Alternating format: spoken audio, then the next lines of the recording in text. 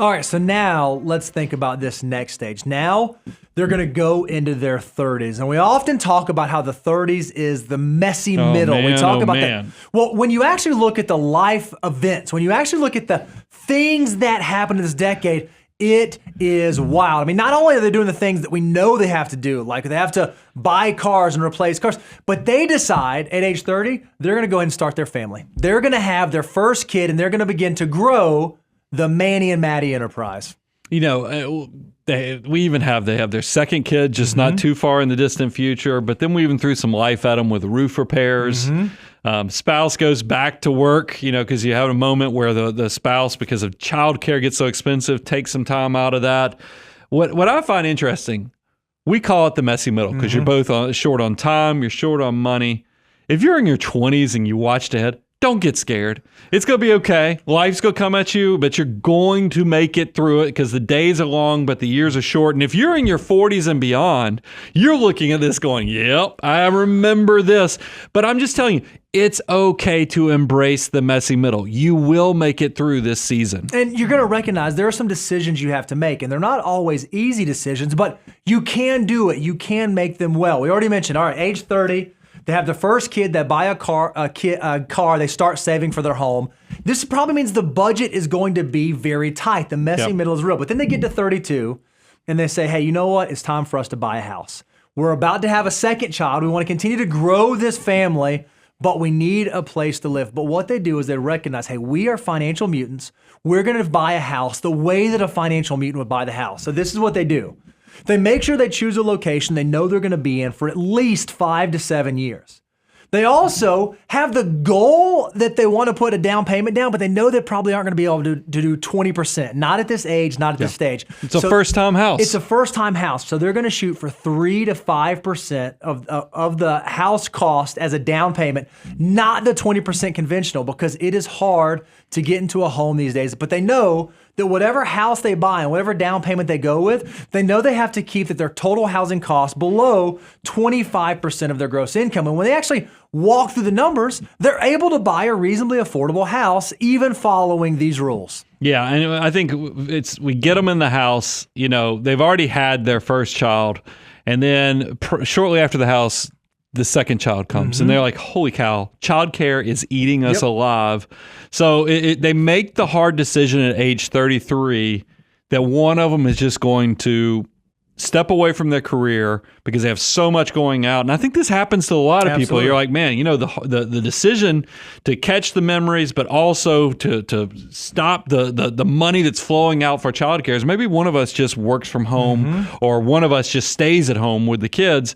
You see this happen all the time, and they leaned into that. Now, there's something to mention here, right? You know, they bought a house together. They bought a house based on both their incomes, and they followed the money guy rules to buying a house. But when one spouse decides to stay home, it puts them in a really unique position. The home now becomes 35% of their gross income because of this life decision they made.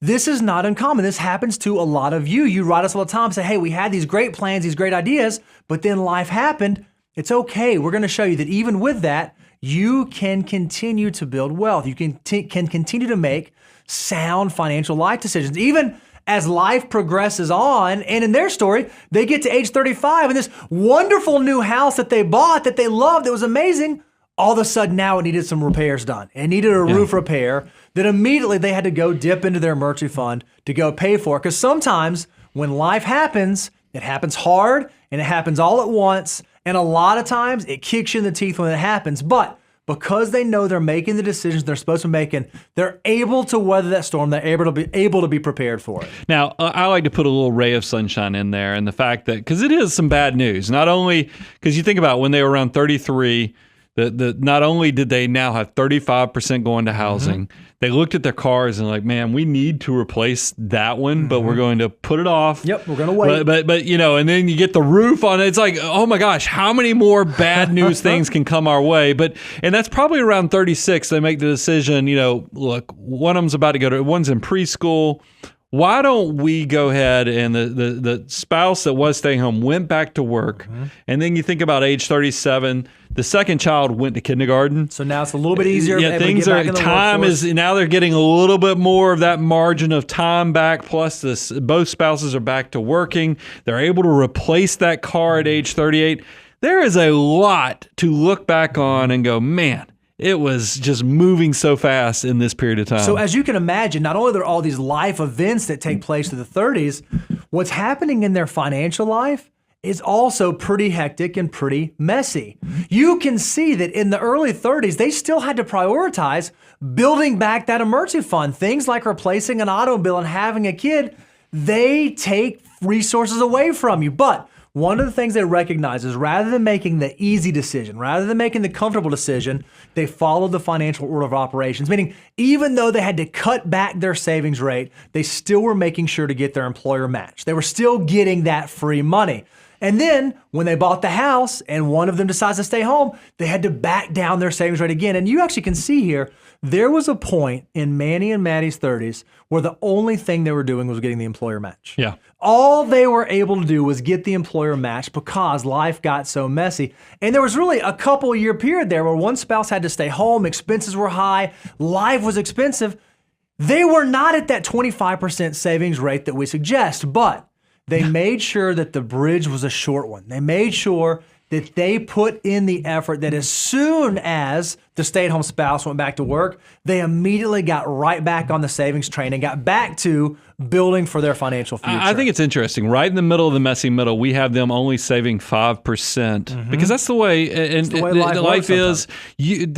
We're not going to be perfect. No human out there is perfect. No journey is perfect. So it's okay that you have these setbacks as long as you constantly feel like there is that clock ticking in the background telling you, hey, get back on track. And they did it. And you're going to see a little bit later when we give you the results, they're still on a path to success, even with all the curveballs that life threw their way. And then you can see as the kids get a little bit older and as the kids go off to school and as the dual income working situation normalizes and as some of the big expenses fall off, as they get into the late 30s, they're able to actually be saving. I mean, yeah, they're still putting money in the emergency fund. They're still trying to get from greater than 3 months to 6 months of living expenses, but they're able to put money in the 401k. They're doing the HSA. They're doing the Roth IRA, and they're even able to hit step 7. They're even able to get into hyperaccumulation, saving in an after-tax brokerage account to prepare for the future. So this was a big decade. There were some big things that happened. There are some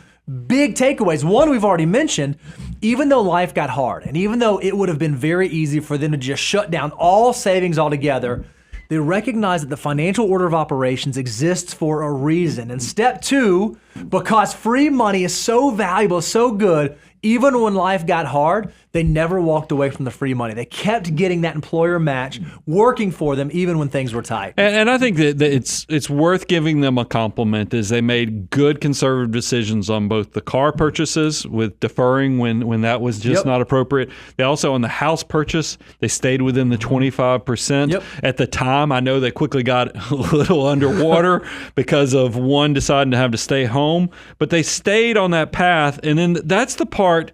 It's okay if sometimes the best life choices don't match up to the best financial choices. That's the way life works sometimes. Part of the beauty in the journey is the journey itself. Like it's messy.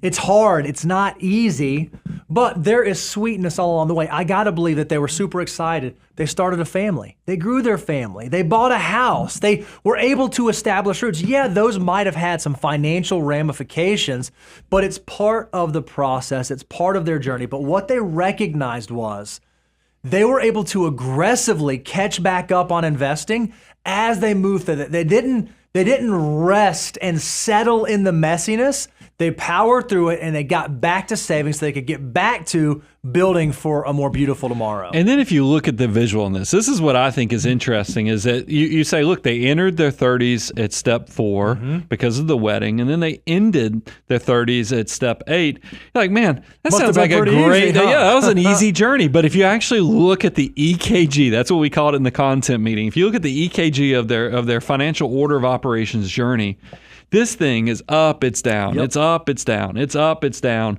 Now, here's the good news. Once you come out of the messy middle, if you've done it right, you're going to be setting yourself up for that great, big, beautiful tomorrow, but it is going to be very hard in those messy middle 30 years. But when you make it through it, it can be sweet. And it can set you up for 40s and 50s